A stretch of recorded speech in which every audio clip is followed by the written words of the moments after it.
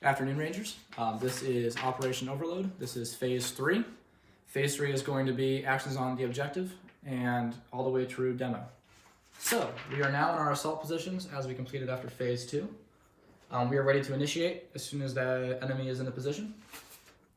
I'm going to wait for the radio call from my strong side security or weak side security. One of them is going to call me and tell me the enemy's coming from that direction.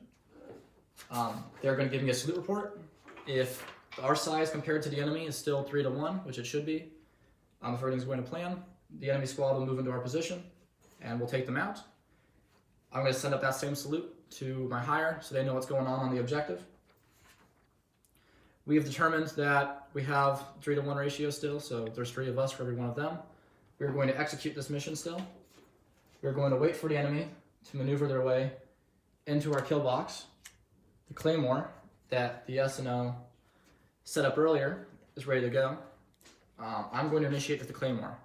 Now, should the claymore fail, I'm going to immediately radio the PSG, who's going to open up with the 240s. If his 240s jam, he's going to use his M4. And if somehow everything went wrong, or if the initial radio call was down, I'm just going to open up with my M4. And the second I start shooting, everyone else knows to just start shooting as well. We are going to sustain fire for 30 seconds. After 30 seconds are up, we are going to continue sustaining fire. However, the command shift fire is going to be given over the net to the platoon sergeant. Platoon sergeant will confirm that fire has shifted from 1 to 2 to 2 to 3, at which point we're going to give the command of lift fire. Once lift fire has been given, our assault line is going to begin buddy team bounding across the LDA. Once they initiate movement, I'm going to give the command of ceasefire. Fire will be ceased before they even get anywhere near the LDA. Again, the fires should already be facing perpendicular to our element, so they should not possibly cross over our people. Fratricide should not possibly occur. So fratricide will not occur. We are going to buddy team bound aggressively across the objective. We're going to be fast and aggressive to make sure that maximum desolation is inflicted upon the enemy. We are going to reach our LOA, at which point we are going to move into special teams. The CCP is set up near the support by fire position.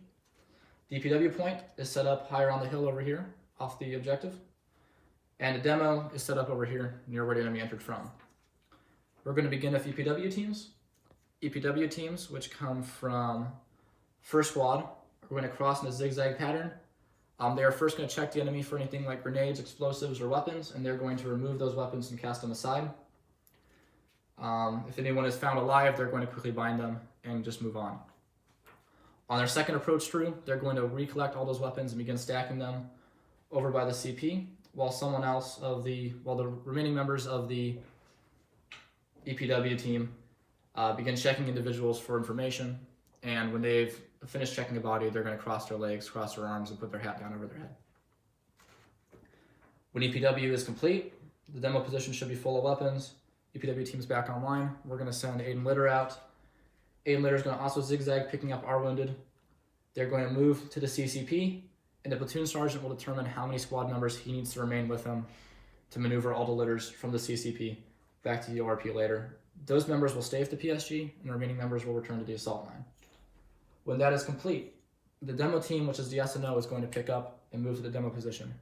They're going to begin rigging the charges. When I get the thumbs up from the security squad leader that he's ready to go, I'm going to call red.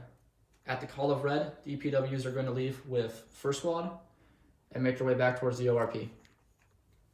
When I call white, the wounded are going to leave with the platoon sergeant, the support by fire, and the remaining members of second squad. And they also are going to leave the objective back towards the ORP.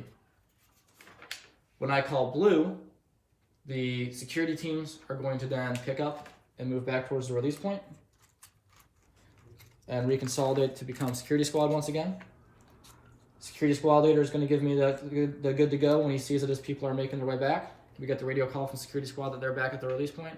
We're going to take out burning, drop the charge. Myself, security squad leader, the RTO, and his 249 are then going to be the last ones to exit the objective and make their way back to the ORP. At the ORP, we are going to reconsolidate. The teams that have already arrived are going to get back into their security positions. We're back up on security. This time,